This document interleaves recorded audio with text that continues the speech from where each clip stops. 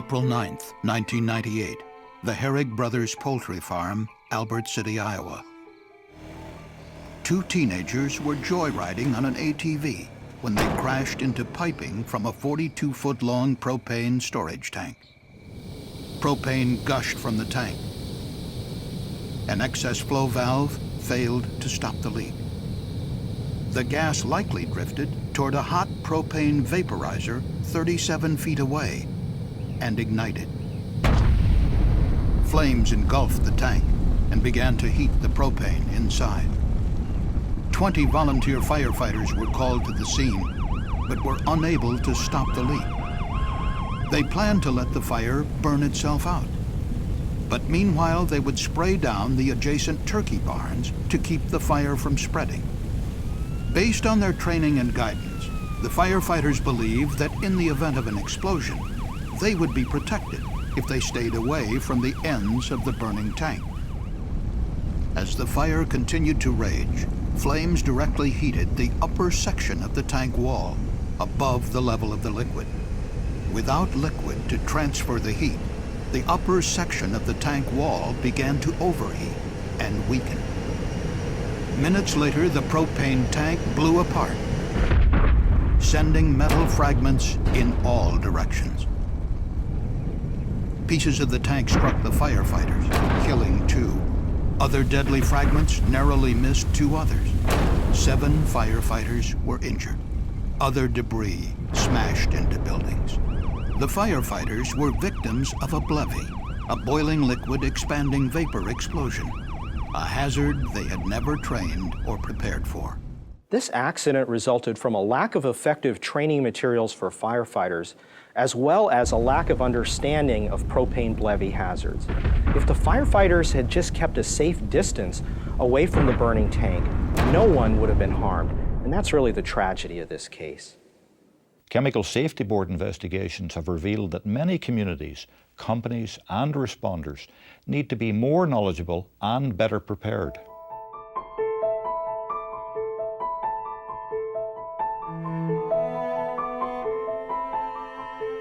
Ghent, West Virginia. 2 emergency responders and 2 technicians are killed when propane explodes and destroys a convenience store. Dalton, Georgia. Police and EMTs drive into a toxic vapor cloud that forces them to retreat and leaves them injured. Danvers, Massachusetts. Residents, authorities, and firefighters are caught by surprise when an ink manufacturing plant near a quiet neighborhood blows up in the middle of the night. Chemical accidents like these present unique challenges to planning officials and responders. The CSB has found recurring difficulties in 3 key areas: training, communications, and community planning. You have to understand the hazard.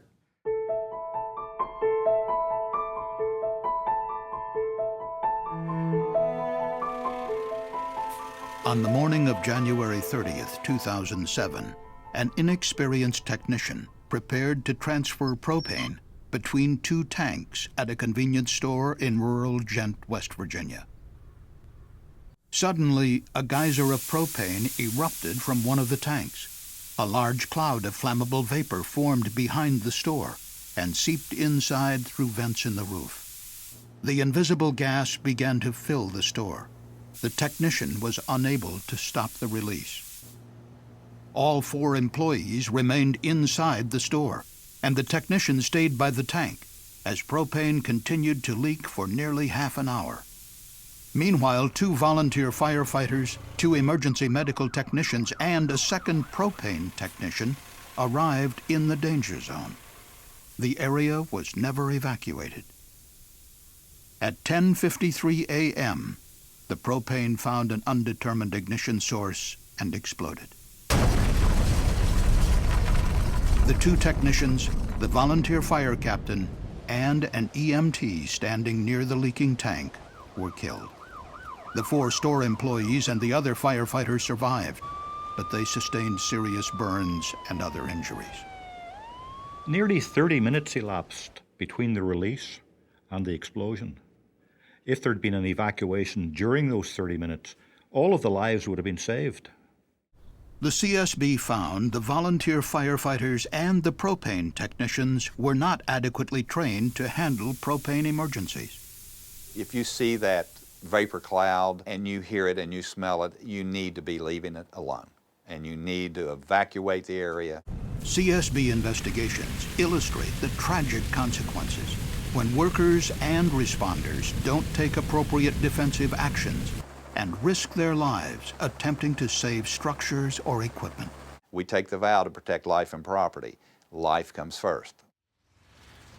On April 12, 2004, first responders and residents in Dalton, Georgia, were not prepared to deal with the aftermath of an accident at MFG Chemical. A runaway chemical reaction overpressurized a vessel, releasing highly toxic allyl alcohol and allyl chloride vapor into the community. The toxic vapor quickly spread into the residential neighborhood east of the facility. Firefighters rushed to the site of what they believed was a simple chemical spill. They were not anticipating or expecting a vapor cloud release into the community. When the fire department approached the scene, the first fire truck actually drove through a vapor cloud and they were affected by the chemical. The CSB found the town had not trained or equipped its emergency responders for such an accident.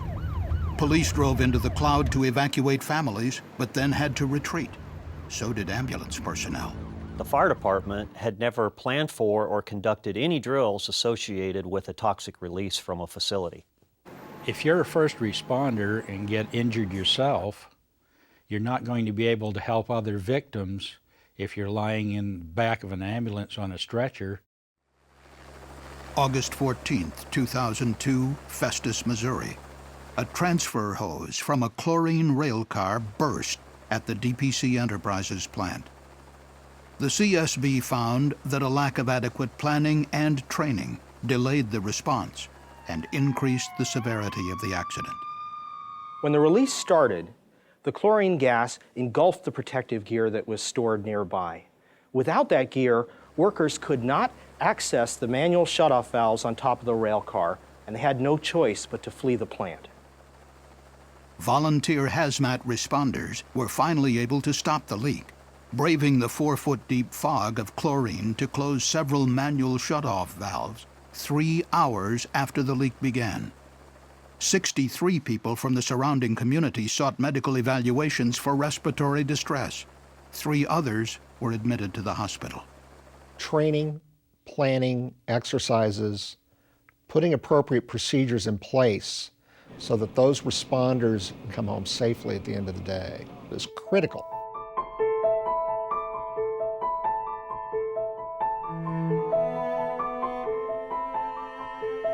We just have an emergency alarm in progress right now. Do you know what area of the plant or anything? Well, I can't give out any information. Like I say, we will contact you with the proper information. In August 2008, a chemical explosion occurred at the Bayer pesticide plant in Institute, West Virginia.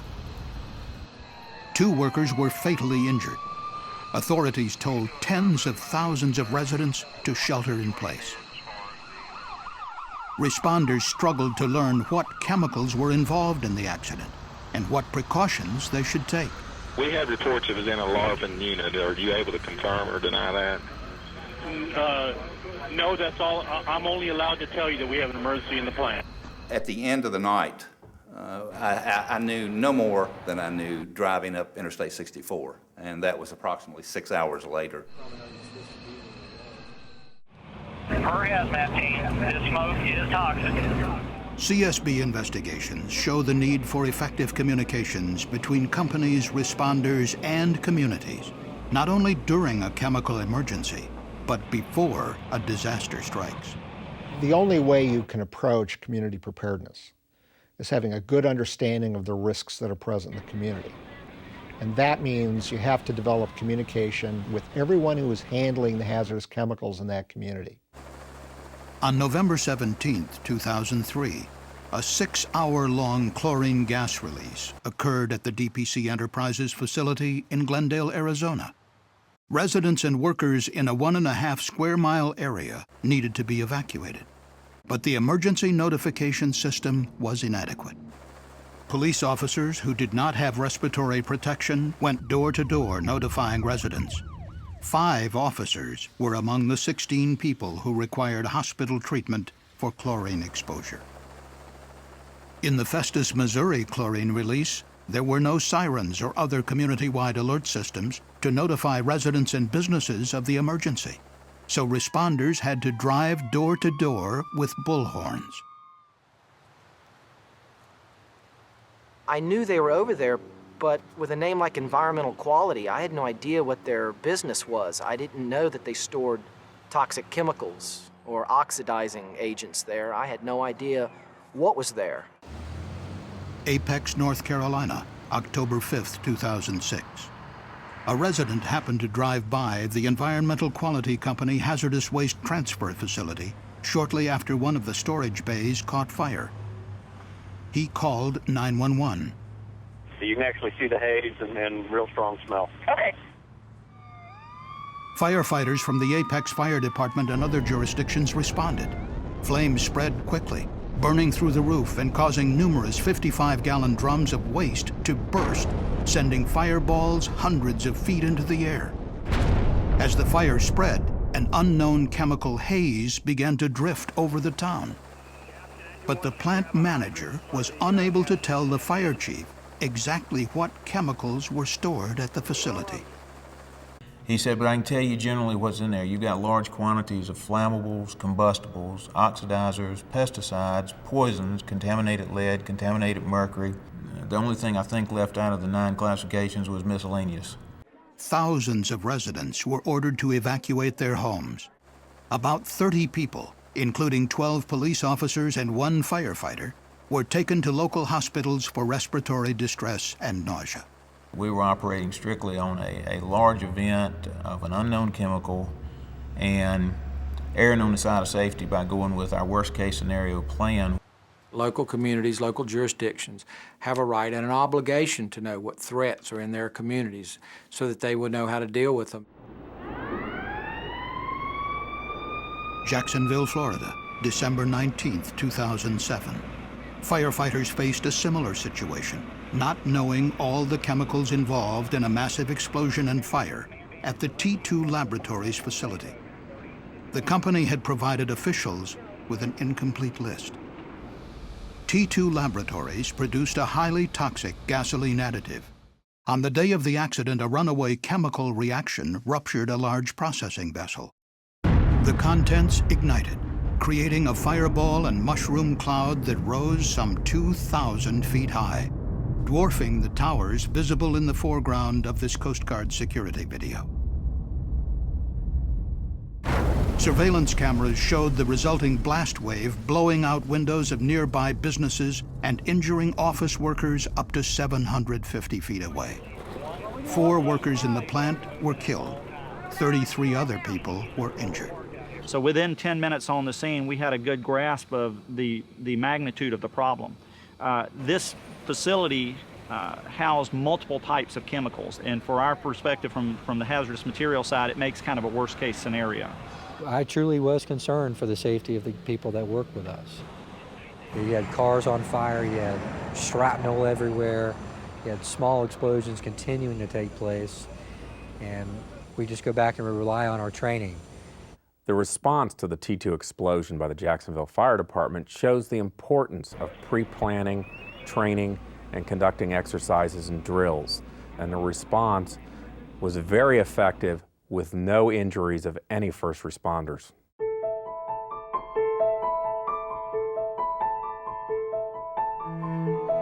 The key to emergency preparedness is to be aware of what chemical hazards are in your community and where they're located, so that you can plan for a proper response.